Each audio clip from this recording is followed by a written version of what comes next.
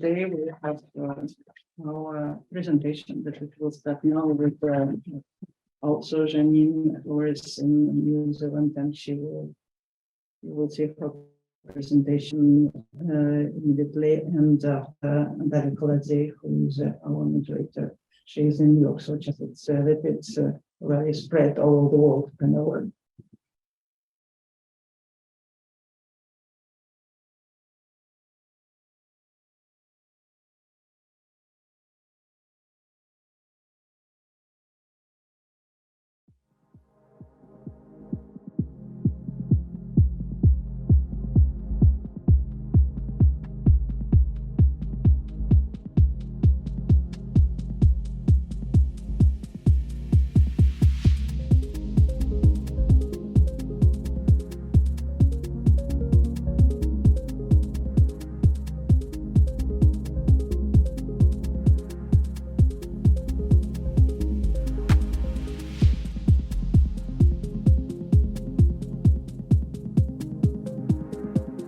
My name is Kolodzei. I am 10 years old. Let's explore the journey and experience of archiving process with Silent Media Art Lab.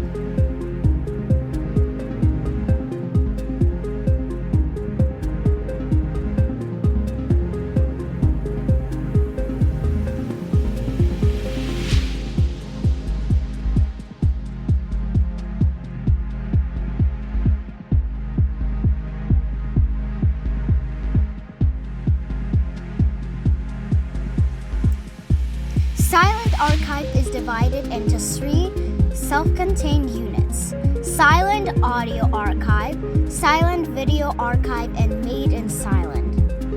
Let's dive into the process of preserving digital art and documenting its evolution for mine and the future generations. As a result of the explorations, silent came to the most natural medium for the archiving process. Show and spread the sounds. Laves cut records. Let's explore the process with Sergei Komarov, curator of the Silent Audio Archive.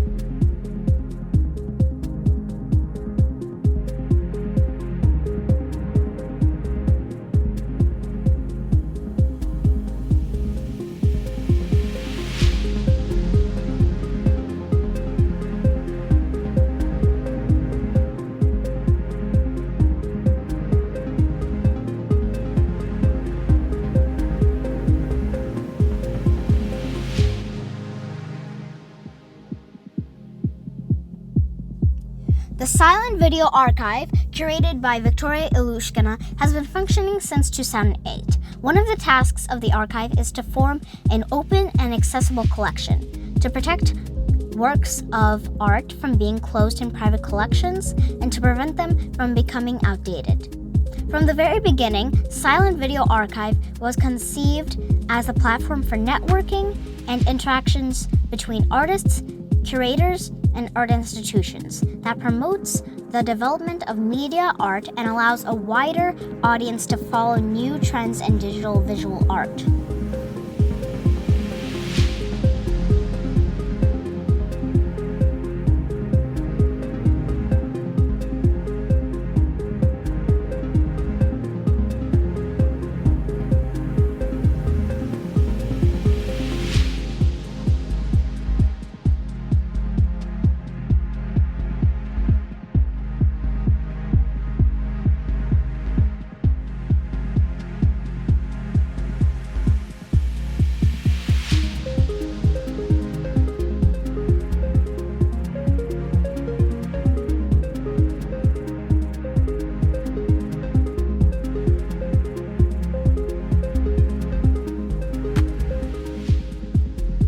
The Made in Silent archive consists of works made by Silent's regular participants.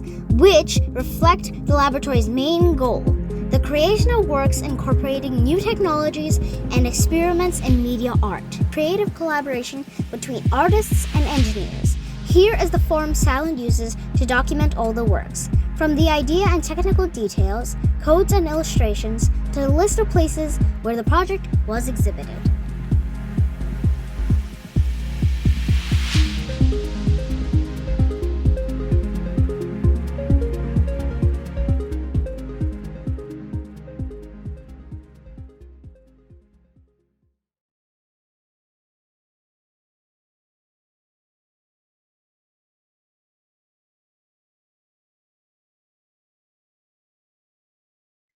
Tēnā koutou katoa, no Scotland, Denmark, Cornwall o Kutipuna, e noho ana au ki Tamaki Makaurau, Auckland, Aotearoa, New Zealand, ko Janine Randerson tōku ingoa. Tēnā koutou katoa, greetings to you all. I'm an artist, curator and writer based in Aotearoa, and I'm also a founding trustee of the Aotearoa Digital Art Network, or AIDA, and I'm delighted to be here virtually in Paris. The Aotearoa Digital Art Network started with an email list in 2003, and their activities have grown to include events, symposia, an art base, and a library platform for publications. Their website has recently been remodelled by an active AIDA team, including Vicky Smith, Birgit Bashler, and Ted Whitaker. The AIDA Art Base is part of an open-ended research project named Indeterminate Infrastructures. This archive holds potential for deeper relationships to other international media art archives, such as being proposed in this forum.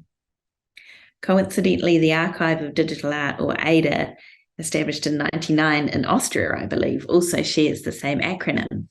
But we also share similar proclivities and desires to foster networks of artists across time and geographic distance. I have observed that media art archiving practices at first reinforce binaries, featuring the global centres of new media art from large cities versus the so-called periphery or the global south, underscoring the timeliness of recent efforts to bridge these divides. The Aotearoa Art Network builds on a local community, tending to the Indigenous culture and ethos and expanding outwards to Te Moana Nui a Kiwa, the Great Southern Ocean. We connect to the Asia-Pacific region through our Sea of Islands, to quote Tongan Fijian theorist Epeli Hauafa, rather than any continental landmass. Indigenous digital artists such as Rewa Wright and Pasha Clothier resist notions of centre and periphery and treat data sets as part of environmental and cultural ecologies.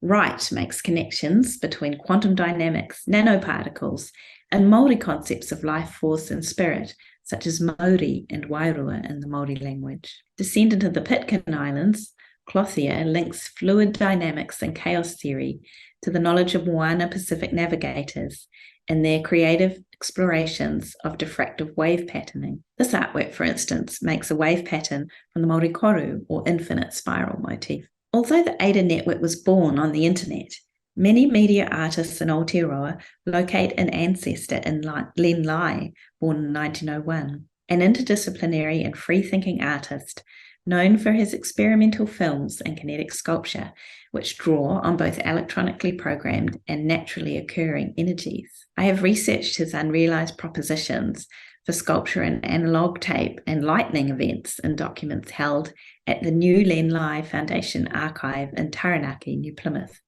in Aotearoa, New Zealand. I briefly touch now on Lai's program sculpture, Loop, or Universe. The sculpture is an oval band of spring steel powered by two electromagnets in a wooden base that pull and release the metal form in a program sequence. Universe was first exhibited at Howard Wise Gallery in New York under the title Loop. The artwork's nearly 60 years old, yet the polished steel surface appears ageless, and the electronic programming is still fresh. The program sequence I recently encountered at the Adam Art Gallery in Wellington follows Lai's 1963 Chicago Institute composition, where kinetic energy builds in the steel loop, gently rocking and contorting the steel before any sound occurs. And when a cork ball suspended above eventually strikes the steel, reverberations radiate out. It is loud. The undulating loop of metal eventually calms and sways to rest. The experience is intensely oral. Lai saw his sculptures as having instrumental sound-producing qualities, and his term tangible for the sculptures emphasizes the endosomatic effect kinetic energies have on the body. There are parallels between Lai's use of the energies of electromagnetism in loop programming and the mechanism of magnetized tape loops. And around the 1970s, Lai began to experiment with further recordings of his own sculptures using a contact microphone and reel-to-reel tape recorder. He made recordings of the sounds of Len Lai's sculpture and imagined them as a basis for a free library that would offer a new range of timbres for music, perhaps an early version of Spotify. In closing, I return to the AIDA network, where on this page of the AIDA Art Base, an essay by curator Andrew Clifford, originally published in the AIDA Reader, pays homage to Lai. Locally tended archives such as these exist worldwide and continue to offer portals to reconnect new and established digital practitioners with early experiments in emergent media. Thank you.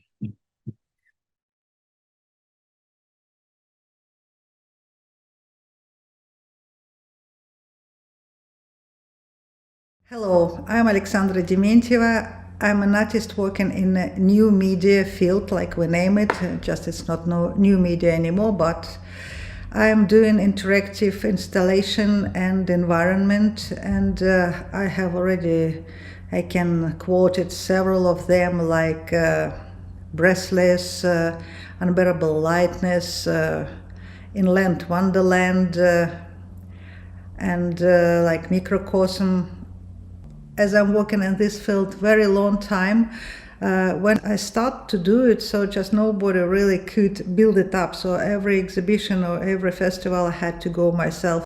And another things that made my life a little bit easier at that time, it was writing the instructions. Sometimes for one installation I have like 6-7 pages instruction how to build it up, what kinds of the hardware, what kinds of the software, what kinds of the computer files, and all these details that help even just the drawing, how it has to stay and where.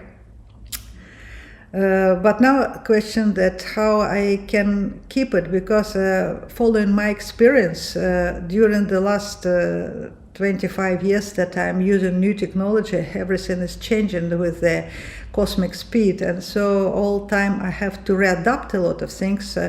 And if I would like to show installation that was made in 2002, for example, like mirror memory, I have just to change files, I have to check up the hardware that will be used, and also sometimes even rewrite the software, because otherwise the syntax, for example, Maximus P is changed and it's not working anymore. And so archiving digital artworks is a complex and ongoing process, as digital technology and the file formats are constantly evolving. And if you do conservation of your art without institutional help, and I think that also it's not very easy for them to find the right way how to do it. So you have to invent some approach that will be clear, and if in 2000 years somebody find this mainly, I can say, instruction, so they can build up installation and to make something that was similar that I was doing at the time. So and this is my practice, how I keep each installation. This I'm making a book for each installation from the different scratches that I prepare for to develop it, and after different kinds of the approach that gives you possibility to see how did it look like, what kinds of this is one of the first setup, and like you see here, for example, this translucent screen, because at that time I couldn't find a shot throw projector, so it was extremely expensive, so it was necessary to make a screen. And after very detailed in every small, even detailed conditions, what is happening when spectator is there, what he is doing, how the installation react. Also different schema how we can install it, and also different way to approach the installation. So it means that with even at the end, I'm always putting it in the end with the mentioning what kinds of the hardware it existed at that time and how we use it with explanation from what elements it was done. And this is very important.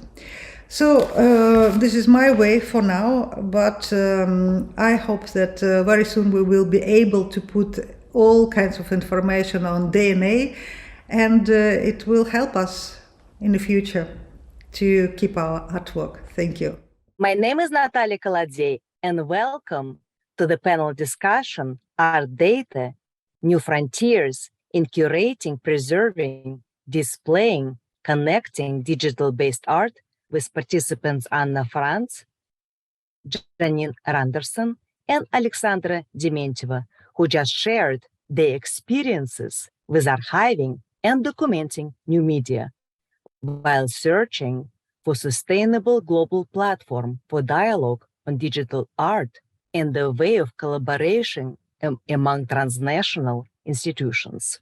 So thank you so much, Anna, Janine, and Alexandra, for your presentations and for addressing the issues for archiving, curating, documenting this hybrid, dynamic, sometimes very fragile, vulnerable works of art and techniques that rely on technology in creative and display processes.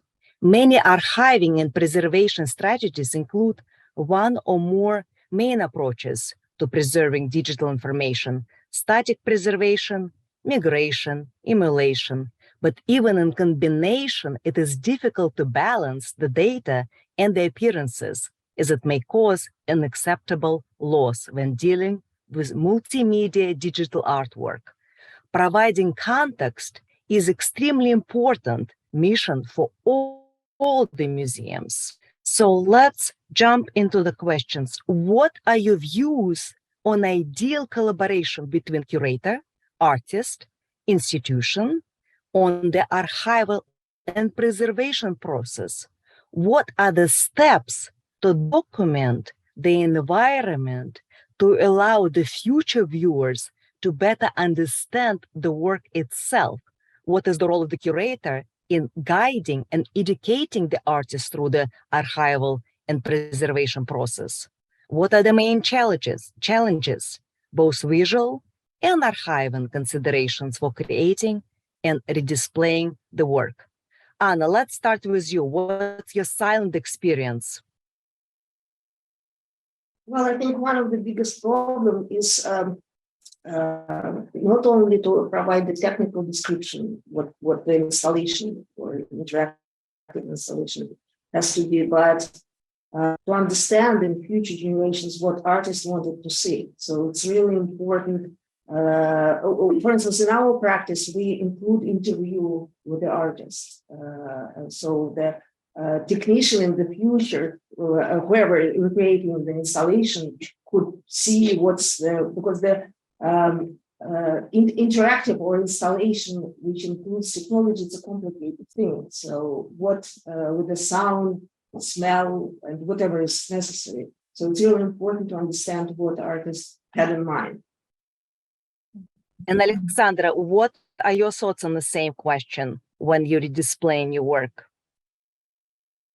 Well, I would like to say that yesterday I was all day here on conferences. I was very happy to see that there is a lot of archive now is going, and so just some of archive with my work as other, and so I think it's for artists it's very difficult doing it by themselves. So I think that we have to collaborate with institution, and we have to have some kinds of really help, financial help to do this archiving. This is my and Janine, and the same question goes to you. What are your thoughts on either collaborating with as an artist or as a curator? I think it's fantastic to think about it from the outset, because I think the problem with our ADA database, for instance, is that we're just trying to collect what we can in terms of fragments, and actually to have a plan from the outset that I'm going to write everything down, I'm going to document the hardware, I'm going to do an audio recording. I think video recordings are really important as well of the work in action, just in case it's not possible to recreate the digital interaction again on a particular piece of software. At least if there's some kind of video recording that can be translated into the future, I think that's really important as well. But yeah, I think if curators can do it at the beginning, that's great. And just to follow up, what do you predict will happen to the archival process and method in the next 5 to 10 years? What are the challenges and the role of new technologies in reconnecting the emerging and established digital practitioner with the, for example, more early experiments, and bridging this kind of binaries between the global centers and the new media art practices and locally tendered archives, which you mentioned in your presentations?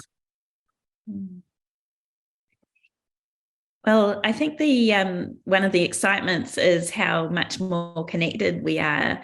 And if one archive can point to another archive, can point to another, and actually learn strategies from each other, I think there's a lot more potential of things being saved and being documented for the future.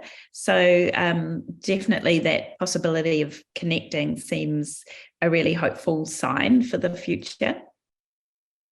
And rather than existing strange lists. And Alexandra, you mentioned like DNA and the new technologies. What are your thoughts on new possibilities? Well, definitely, I'm sure that it will be a different way just to do archive, but it's already Janine told that I think it's very important that we are pointing to one archive to another, so just to create some sort of the network, but it was also discussed yesterday, and I think it's very interesting. And yes, but like every day the technology is changing, so I'm really hopeful that DNA will work, so just we can put not only archive of our new media, but it also all our knowledge of this Earth civilization. I don't see another possibility for a moment, sorry. We can have like one question from the audience, if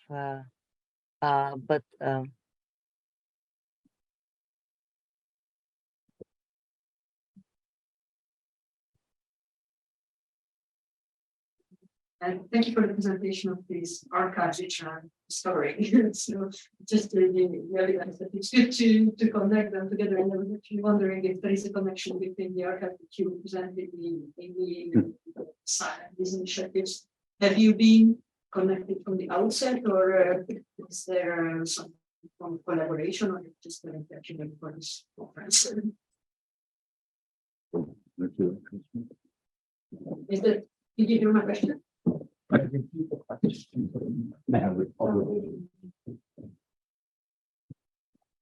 The question was around whether or not the archiving that you're working with is or was already in connection or collaboration with other archives in a technical sense.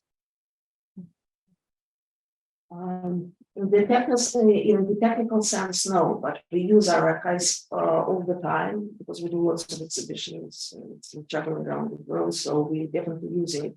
We were studying the other archives just for with the goal how to build our own. And for instance, we looked into archives of Victoria Albert State, and apparently each institution kind of inventing the way it can apply. So we kind of collected all this information and added our own, as I said, like interviews with artists. I think it's really important.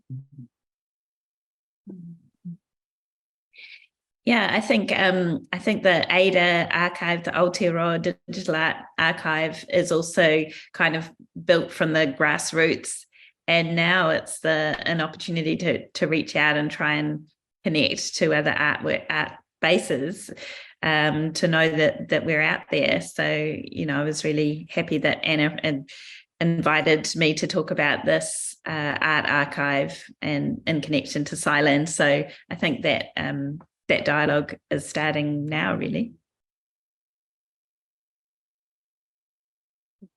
Yes, thank you. I think we're running out time now. So thank you, Anna Frants and Janine Randerson, Alexandra Dementieva, for sharing your thoughts and perspectives on your art and the curatorial practices and the archiving methods. There are, of course, many unanswered questions for the long-term solution for preserving and redisplaying digital art, which requires further efforts of all of us. And the research by artists and museum professionals and scientists. As the digital media and the techniques develop, they create and explore new viewer experiences and interactions, artificial life, intelligence, challenging and changing the creative process and the ways how we construct the meaning. So thank you, ISEA. Thank you, Summit on New Media Art Archiving, for fostering and guiding dialogue on art archiving and allowing deeper connections and relationships to the other international media art archives and networks. Thank you.